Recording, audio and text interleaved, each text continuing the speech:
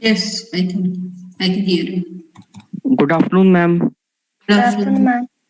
Good afternoon. You are going to have your MST from 30th November. So start preparing for it.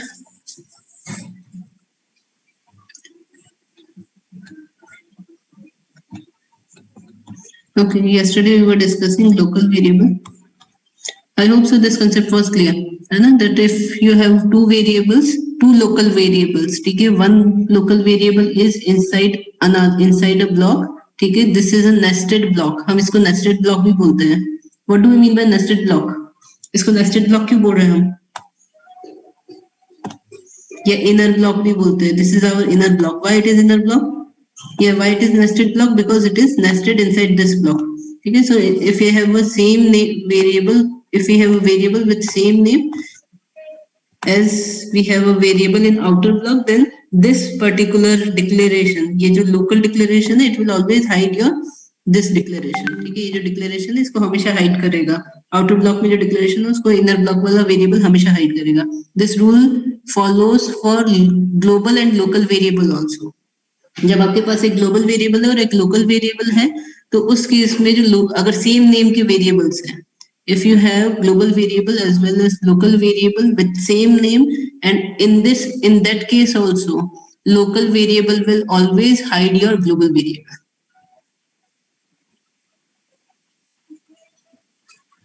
ठीक है, now we have to discuss this thing. समझ में आई ये बात local variable global variable वाली? Yes, ma'am. ठीक है ना? Yes, अब हमने ये चीज सीखी है कि लोकल वेरिएबल और लोकल वेरिएबल में हमने क्या सीखा है कि लोकल वेरिएबल जो है उसका स्कोप सिर्फ उतना ही रहता है जहां पर वो डिफाइन करते हैं, हम जिस ब्लॉक में उसको डिफाइन करते हैं. Outside this block it's value will be destroyed at this particular point.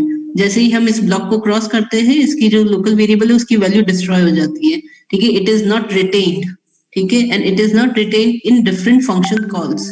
ठीक है, that we are going to discuss now. Okay, here we will take an example. हम एक एग्जांपल लेंगे यहाँ पर. ठीक है, देखो यहाँ पे hash include stdio.h. What does it mean? Yes, Samir. Samir, do you want to say something? Sorry, ma'am, वो by mistake हो गया. ठीक है, कोई बात नहीं. Hash include stdio.h. We have included stdio.h. What's the purpose of stdio.h? All the new students, जो नए स्टूडेंट्स है, बताएंगे मुझे हम क्यों लिखते हैं ये स्टेटमेंट?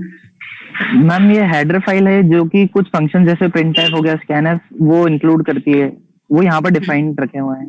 इसे we want to include this header file because the declarations of input output functions are present in this particular header file. ठीक है, what do we mean by this? Void f void, ये क्या है बताएगा कोई मुझे? What we are doing here? void जो first वाला है वो रिटर्न टाइप है और f is name of function and void is the parameter, I think. ठीक है, and what is this? What do we say? This is a function declaration, ma'am. Yes, it is function declaration. It is also known as function prototype. Okay, ma'am. Is it clear to everybody? सबको समझ में आया? ठीक है, जब भी हम कोई फंक्शन डिफाइन करते हैं, जब भी हम कोई फंक्शन डिफाइन करना चाहते हैं, यूजर डिफाइंड फंक्शन है, अगर आप कोई फंक्शन डिफाइन कर रहे हो अपने प्रोग्राम में आफ्टर योर मेन फंक्शन, ये देखो मेन फंक्शन यहाँ पे है और आप फंक्शन कहाँ डिफाइन कर रहे हो? फंक्शन इस मेन फंक्शन के बाद डिफाइन कर रहे हो. So you have to specify the function prototype. आपको फंक्शन प्रोटोटाइप यहाँ पे स्पेसिफाई करना जरूरी है to inform the compiler that you are going to use this function. आप ये फंक्शन यूज करोगे अपने मेन फंक्शन में और इसकी डेफिनेशन इस फंक्शन के बाद में है, पर कंपाइलर को आपको इन्फॉर्म करना जरूरी है that you are having this function with the name this as well as the return type of this function will be this and the parameters that will be passed in this function is this. Is it clear? समझ में आई बात? अगर किसी को कुछ doubt है तो please बताना मुझे. ठीक है, देन यहाँ पर देखो ये मेन फंक्शन हम स्टार्ट कर रहे हैं int main void. ठीक है, अगेन ये void ऑप्शनल, void सब जगह ऑप्शनल है. यहाँ पर जहाँ पैरामीटर्स है, जहाँ void आप यूज कर रहे हो, यहाँ पे अगर आप void नहीं लिखोगे तो भी अलाउड है. ठीक है, यहाँ पर आपका मेन फंक्शन स्टार्ट होता है. इस मेन फंक्शन में यू हैव वो variable, local variable int I ठीक है, फॉर आई ये हमने लूप के लिए यूज किया for i equal to 0 i less than 10 i plus plus. Now what we are doing here, इस पर्टिकुलर स्टेटमेंट में हम क्या कर रहे हैं फॉर स्टेटमेंट में, what do we want to do? We are calling f function and 10 times using for loop. Yes, we are trying to call, we want to call this f function. ये देखो ये f function, ये जो f function है, it is a part of your for loop. ठीक है, आप ये जो f function है इसको 10 times कॉल करना चाहते हो, that's why you have enclosed it in for loop. ठीक है, आपने इसको for loop में डाल दिया है. Return 0. Now कंट्रोल कहाँ ट्रांसफर हो जाएगा? जैसे ही ये फंक्शन कॉल होगा, जैसे ही ये फंक्शन कॉल होगा, आपका कंट्रोल कहाँ ट्रांसफर होगा? फंक्शन पे ट्रांसफर होगा कंट्रोल. ठीक है, कंट्रोल फंक्शन पे ट्रांसफर होगा, control will be transfer to this point, control यहाँ ट्रांसफर हो जाएगा. ठीक है, f function int j is equal to 10 printf %j. ठीक है, अब आप क्या कर रहे हो यहाँ पर? You are creating a which kind of variable it is? Is it a local variable or global variable? Local variable. It is a local variable. ठीक है, हमने यहाँ एक local variable create किया है j इक्वल टू 10, उसको initialise कर दिया 10 से. फिर यहाँ पर we want to print it, हमने यहाँ पर print किया उसको and j plus plus. Then what do you mean by j plus plus? We increment the value of j by 1 and store into j. Yes, this is the interpretation of this j plus plus. j equal to j plus 1. ठीक है, क्या हम ये बोल सकते हैं j plus plus और plus plus j हम दोनों पढ़ेंगे आगे जाके ऑपरेटर्स में. This is your post increment operator. ठीक है, ये आपका पोस्ट इंक्रीमेंट ऑपरेटर है. पोस्ट इंक्रीमेंट ऑपरेटर मतलब the value will be assigned first and then the value will be incremented. ठीक है, तो j प्लस प्लस किया हमने, यहाँ पर j की वैल्यू इंक्रीज कर दी. Now here the value of j will become what? 11. The value of j will become 11 and ये आपका फंक्शन कंप्लीट हो जाता है. यहाँ पे कर्ली ब्रैकेट है, ये कर्ली ब्रेसेस है, ये इस फंक्शन का फंक्शन कंप्लीट हो जाता है. Control will be transfer to which point? Control will be transfer to this point. हाँ, मेन फंक्शन में फॉर लूप के अंदर. ठीक है, अब क्या होगा? क्या ये फॉर लूप कंप्लीट हो जाएगा? नो मैम, ये 9 मोर टाइम्स चलेगा. अभी ये i इक्वल टू 0 के लिए हमने एग्जीक्यूट किया है फॉर लूप को. कंट्रोल कहाँ ट्रांसफर होगा? कंट्रोल यहाँ ट्रांसफर होगा i प्लस प्लस पे. इसके बाद क्योंकि ये आपका फॉर का जो फॉर में सिर्फ एक ही स्टेटमेंट लिख रखा है आपने, ठीक है, तो वो फंक्शन कॉल आप कर चुके हो, तो कंट्रोल अब कहाँ ट्रांसफर हो जाएगा? i प्लस प्लस पे. आपका i इंक्रीमेंट होगा, the value of i will become 1 and then condition will be checked. i less than 10, the condition is true. 1 is less than 10. Again क्या होगा? Control will be transferred into the for loop. Control जो है वो for loop के अंदर transfer होगा. Again ये function call होगा, ये फंक्शन कॉल होगा, वापस ये पूरा फंक्शन एग्जीक्यूट होगा.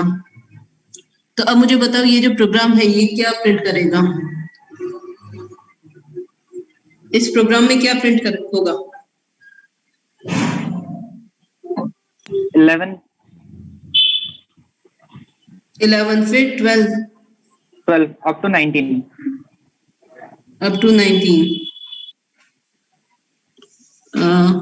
Can you tell me कौन कौन बोलता है कि 10 to 19 प्रिंट करेगा? Can you raise your hands? हम 10 up to 9 तक प्रिंट होगा because 10 से लेस देन है ना. up to 9 तक प्रिंट होगा मतलब 1 to 9 तक. 1 to 9 तक. Yes. 1 to 9 तक प्रिंट होगा. ठीक है, और कोई व्यू है किसी का? 1 to 9, 10 to 19. Ma'am 0 to 9. 0 to 9. और कोई? 1 to 9. 1 to 9.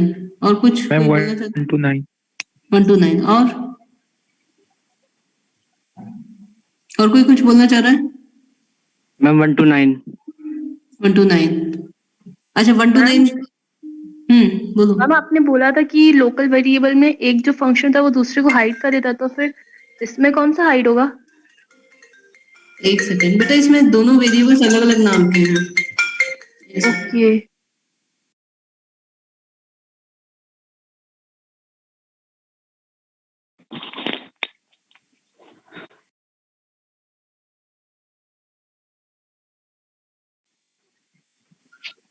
मैम देखो मैम यहाँ पर मैम हाँ बोलो. यहाँ पर 10 10 ही 10 टाइम्स प्रिंट हो जाएगा मैम। 10 ही 10 times? जे की वैल्यू बस इंक्रीमेंट हो रही है और आई की वैल्यू बस इंक्रीज कर रही है मैम वहां से, लेकिन प्रिंट सिर्फ अच्छा। जे की वैल्यू होगी यहाँ पे। Okay, और अच्छा, 10 कौन-कौन टाइम्स बोल- प्रिंट होगा 10। ठीक है, कौन कौन बोलता है कि 10 ही 10 टाइम्स प्रिंट होगा? Raise your yes hand. Ma'am. Anybody else? और कोई? कृष्णा, आप क्या बोलते हो?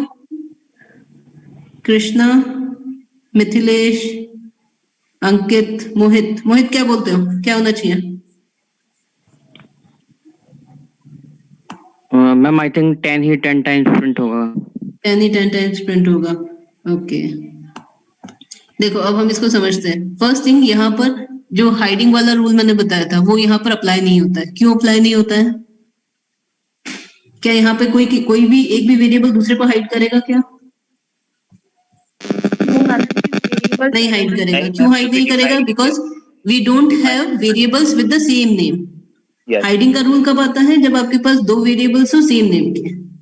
ठीक है, जब आपके पास एक लोकल वेरिएबल है, एक ग्लोबल वेरिएबल है जिनका नाम सेम है, तो in that case local variable will hide global variable. Is it clear?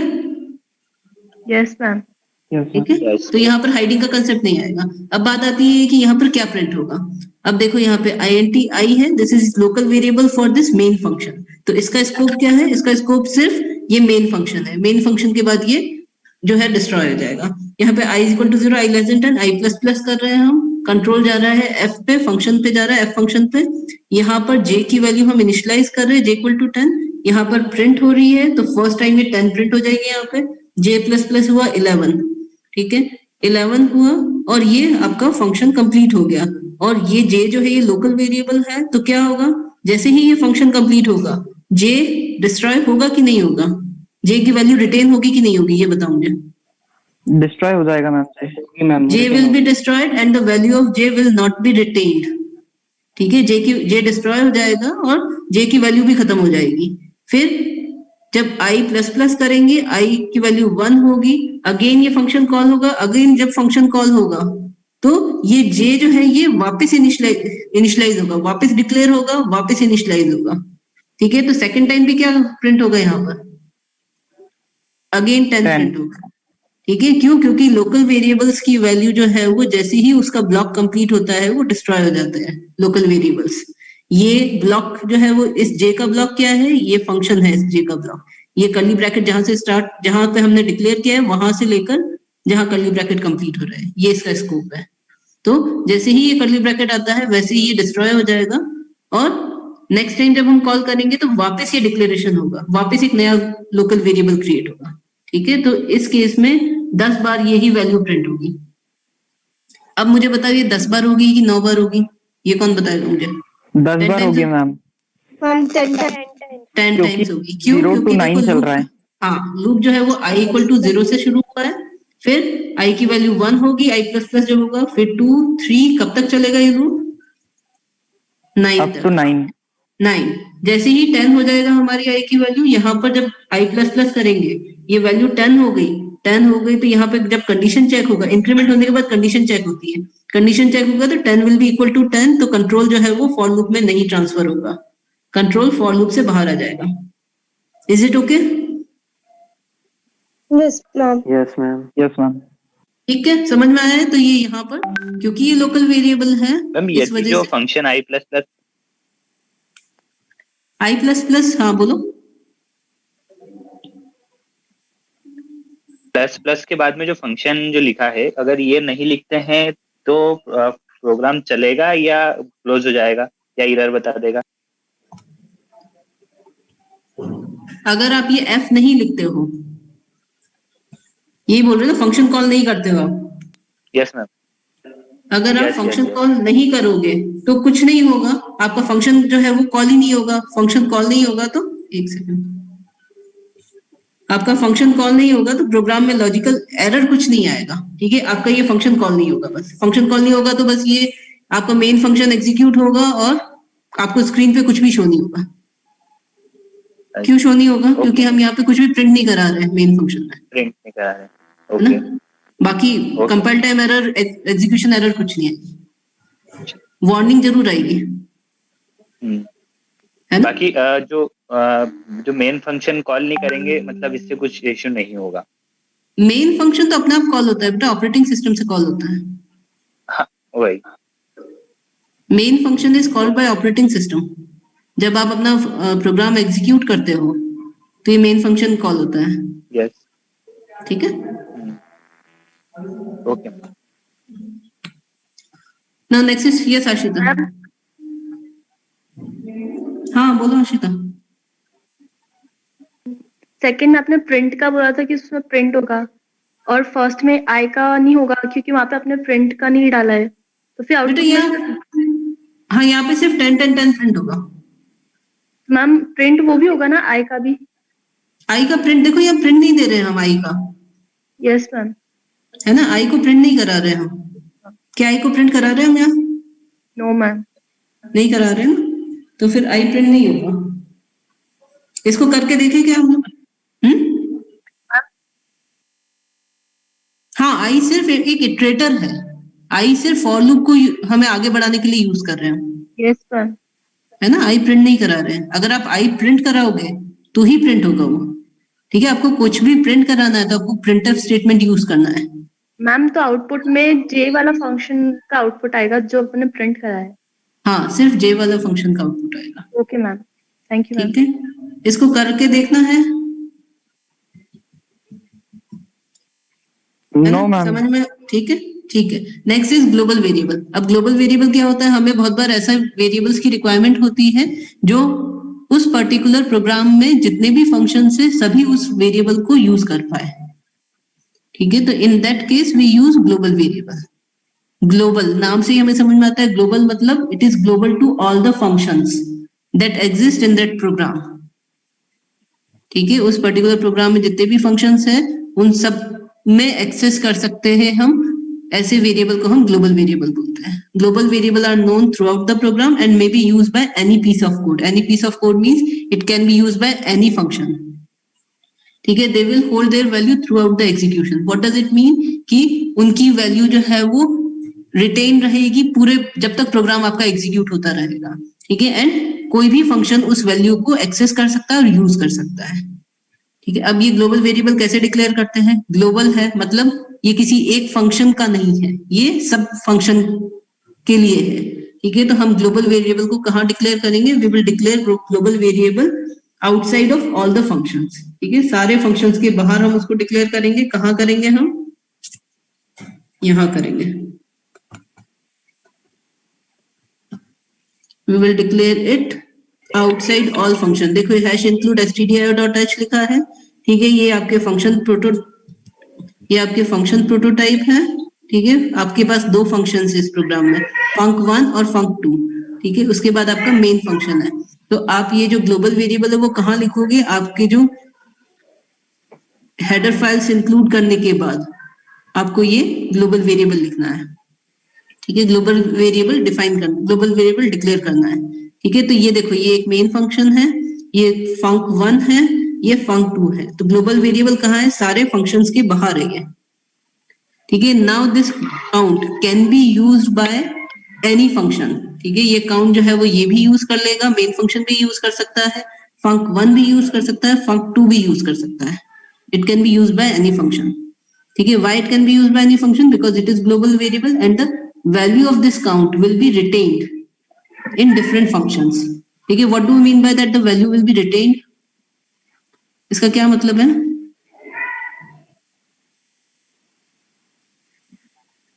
No, not every code will have their own values. जैसे आपने यहाँ पे लिखा count equal to 100, सबसे पहले क्या एग्जीक्यूट होता है? जब आपका प्रोग्राम आप एग्जीक्यूट करते हो मेन फंक्शन सबसे पहले एग्जीक्यूट होता है, ठीक है? आपका एग्जीक्यूशन जो है मेन फंक्शन से शुरू होता है। Is it okay? तो जब आप अपना प्रोग्राम एग्जीक्यूट करोगे तो मेन फंक्शन एग्जीक्यूट होगा, मेन फंक्शन एग्जीक्यूट होगा तो काउंट की वैल्यू क्या हो जाएगी? 100। अब आपने कॉल किया func1, तो कंट्रोल कहाँ ट्रांसफर होगा? Control will be transfer to this func1 पे ट्रांसफर हुआ control, int temp equal to count. अब temp की वैल्यू क्या हो गई? 100। temp की वैल्यू 100। फिर आपने कॉल किया func2, यहाँ पर Function 2. func1, तो control will be transfer to func2 now func2 में आपके पास int count है and count equal to 1 count less than 10 और यहाँ पर आप put character यहाँ पे printf ले लेना आप अभी अगर आपको put character नहीं समझ में आता है तो कोई बात नहीं यहाँ पे हम अभी printf ले लेते हैं सिंपल ठीक है बाद में हम put character भी सीखेंगे put character is also one of the ways output function है ये भी ठीक है तो हमने यहाँ लिख दिया पुट कैरेक्टर printf और यहाँ पे डैश प्रिंट करा रहे हैं हम अब मुझे बताओ यहाँ पर काउंट की वैल्यू क्या होगी मैम डॉट होगी फंक्शन काउंट 2 की वैल्यू मैम यहाँ ये काउंट ये वाला काउंट तो लोकल वेरिएबल है तो इसकी यहाँ ये पर जो 9 variable टाइप हो जाएगी ये तो लोकल last वेरिएबल में- है ठीक Yes, है ma'am. This is local variable and this is global variable ये दोनों डिफरेंट है ये सेम नहीं है अब यहाँ पे वो Yes, ma'am. कंसेप्ट आता है कौन सा कंसेप्ट आता है when you have a local variable and global variable with the same name then in that case who is going to hide who कौन किसको हाइड लो- करेगा local variable is gonna hide global variable hide हो जाता है always local variable will hide global variable तो यहाँ पर Yes, ma'am. अगर आप यहाँ पर जो है वो काउंट इक्वल टू क्या होगा 1 देन यहाँ पर सबसे तो पहले अब तो बोलो मैम 9 तक होगा और यहाँ पर ये काउंट जो लोकल वेरिएबल है इसकी एंड वैल्यू 9 हो जाएगी पर जो ग्लोबल वेरिएबल है उसकी 100 ही रहेगी क्योंकि उसको अच्छा। हमने मॉडिफाई नहीं करा है ठीक है फर्स्ट थिंग काउंट की एंड वैल्यू क्या होगी 9 होगी नहीं 10 होगी मैम क्योंकि लास्ट में इंक्रीमेंट हो रहा है लूप में नहीं जा रहा है काउंट की एंड वैल्यू 10 होगी यहाँ पर ठीक है क्योंकि लास्ट में जब काउंट 9 के बाद जब काउंट प्लस प्लस होगा तो काउंट की वैल्यू 10 होगी और 10 जब ये चेक होगा तब कंडीशन फॉल्स हो जाएगी तो आप फॉर लूप से बाहर आ जाओगे तो काउंट की एंड वैल्यू यहाँ पे 10 होगी ठीक है यस मैम फिर ये func2 कंप्लीट हो जाएगा आपका फिर कंट्रोल यहाँ ट्रांसफर होगा printf पे अब यहाँ पर क्या प्रिंट होगा 100 100 यहाँ पर 100 गार्बेज print होगा। वैल्यू भी अगर नहीं गार्बेज वैल्यू प्रिंट नहीं होगी बेटा गार्बेज वैल्यू इसलिए प्रिंट नहीं होगी क्योंकि काउंट जो है वो आपका ग्लोबल वेरिएबल भी है ये इस काउंट का ये जो काउंट है इसका स्कोप तो सिर्फ यहीं तक है यहाँ पे ये डिस्ट्रॉय हो जाएगा जैसे ये फंक्शन कंप्लीट होगा ठीक है पर ये जो काउंट है ये कौन सा काउंट है ये आप किसको रेफर कर रहे हो ये आप ग्लोबल वेरिएबल को रेफर कर रहे हो आपके पास दो सेम नाम के वेरिएबल्स है यहाँ पे एक ये ग्लोबल वेरिएबल है यहाँ पर जो आपने बाहर डिफाइन किया है बाहर डिक्लेयर किया है और दूसरा ये वाला काउंट है ये लोकल वेरिएबल है इस फंक्शन के लिए समझ में आई बात यस मैम यस मैम यहाँ पर टेम्प प्रिंट कराएंगे तो क्या प्रिंट होगा 100 100 यहाँ पर टेम्प प्रिंट कराएंगे तो 100 प्रिंट होगा किसी को कुछ डाउट है इसमें नो मैम किसी को भी कुछ और पूछना है चले आगे समझ में आया ये सारे हाँ बोलो हाँ कृष्णा बोलो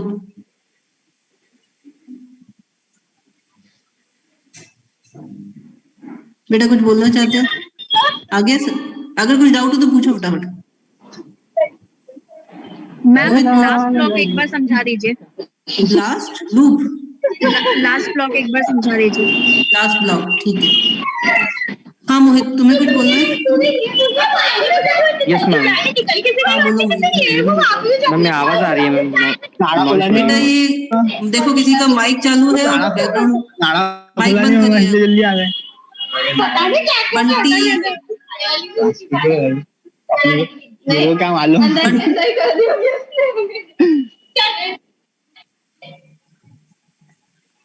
मैम मोहित बोलो मैम मैं पूछ रहा था मैम आप गूगल क्लासरूम क्रिएट करने वाले हैं गूगल Notes के लिए? क्लासरूम नोट्स के लिए क्रिएट कर दूंगी मैं ठीक है नोट्स Okay, के लिए ma'am. क्रिएट कर दूंगी मैं असाइनमेंट भी होगा आपका जैसे क्विज होगी असाइनमेंट होगा तो Okay, उसके लिए भी okay, करना है मुझे ठीक है अच्छा क्विज भी होती है यहाँ पे असाइनमेंट भी होता है अच्छा अच्छा अच्छा क्विज में वो आपने मल्टीपल डेट बोली थी वो समझ में नहीं आया था आपने कुछ बोला था ना वो 30 नवंबर अच्छा 30 नवंबर को आपके मिड टर्म टेस्ट शुरू हो रहे हैं अच्छा अच्छा अच्छा अच्छा अच्छा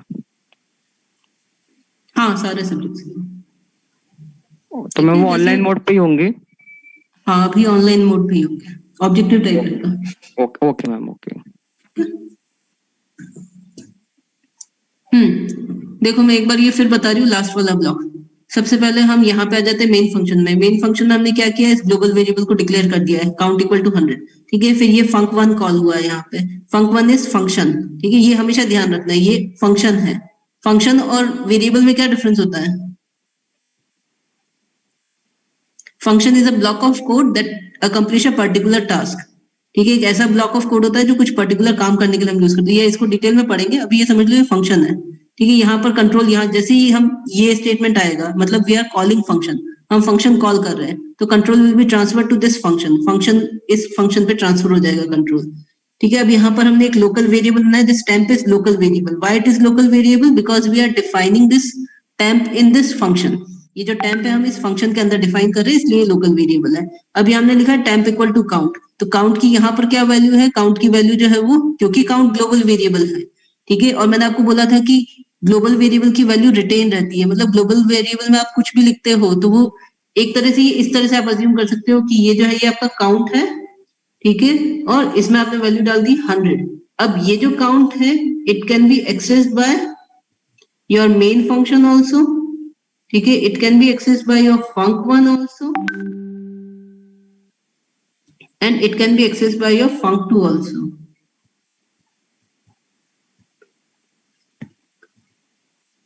It can be accessed by your func2 also. ये सब एक्सेस कर सकते हैं इसको, क्यों? क्योंकि ये ग्लोबल वेरिएबल है। ठीक है, तो यहाँ पर जब आप लिखोगे टेम्प इक्वल टू काउंट, तो ये काउंट यही वाला ग्लोबल वाला वेरिएबल है जो आप एक्सेस करने की कोशिश कर रहे हो। तो टेम्प की वैल्यू हो जाएगी 100। ठीक है, फिर func2 कॉल किया, func2 इज अनदर फंक्शन, ये कॉल किया तो कंट्रोल यहाँ पे ट्रांसफर हो जाएगा func2 पे। अब func2 पे अब आपने क्या किया है, int काउंट, एक वापस सेम नाम का लोकल वेरिएबल बनाया। तो अब क्या होगा, ये जो func2 है इसके अंदर एक वेरिएबल क्रिएट हुआ है दैट इज काउंट।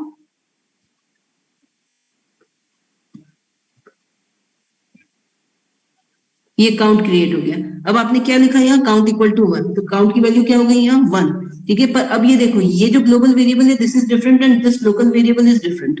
ठीक है, count equal to 1। Now put print f, यहाँ पे भी प्रिंट एफ मान लेते हैं, प्रिंट एफ डैश, तो क्या होगा यहाँ पे एक डैश प्रिंट हो जाएगा। फिर काउंट प्लस प्लस, काउंट की वैल्यू 1 होगी, फिर वापस एक डैश प्रिंट होगा, कंडीशन फॉल्स है इसलिए। ठीक है, फिर इस तरह से ये कब तक चलेगा, ये आपका जो है वो 9 टाइम्स डैश प्रिंट हो जाएगा। 9 टाइम्स डैश प्रिंट होने के बाद ये फॉर लूप आपका कंप्लीट हो जाएगा। ठीक है, कितनी बार डैश प्रिंट होगा, 9 टाइम्स होगा, सही है? कितनी बार होगा, सोचो बताओ मुझे। 8 टाइम्स होगा। 9 टाइम ही होगा बट चलेगा लूप 10 टाइम।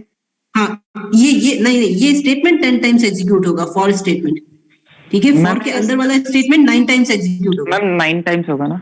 Yes ma'am. ठीक है, फॉर स्टेटमेंट 10 टाइम्स एग्जीक्यूट होगा और फॉर के अंदर वाला स्टेटमेंट 9 टाइम्स एग्जीक्यूट होगा। फॉर में लास्ट में कंडीशन चेकिंग होगी, कंडीशन फॉल्स होगी तो हम बाहर आ जाएंगे। Is it okay? देखो काउंट की वैल्यू 1 है, समझ में आई ये बात? Yes ma'am. Yes ma'am. है ना? हाँ, काउंट प्लस प्लस होगा तो 10 होगा, 10 होगा तो फिर ये कंडीशन चेक होगी, कंडीशन चेक होगी तो कंडीशन फॉल्स होगी, तो हम फॉर लूप के अंदर नहीं जाएंगे, है ना? तो ये जो फॉर स्टेटमेंट है ये 10 टाइम्स एग्जीक्यूट होगा, पर फॉर के अंदर वाले सारे स्टेटमेंट 9 टाइम्स एग्जीक्यूट होंगे। Is it okay? ये बहुत इंपॉर्टेंट कंसेप्ट है बेटा, हमेशा ध्यान रखना इस चीज का। हाँ मैम, काउंट की वैल्यू अगर मैं func1 में चेंज कर दूं तो उसकी वैल्यू ग्लोबली चेंज होगी, और हाँ, अगर ग्लोबली चेंज होगी, ग्लोबली तो चेंज फिर होगी। तो मैम अगर फिर ग्लोबली चेंज होगी तो काउंट की वैल्यू 2 हो जाएगी, इंट के लिए 100 हो जाएगी और func1 के लिए 99 हो जाएगी।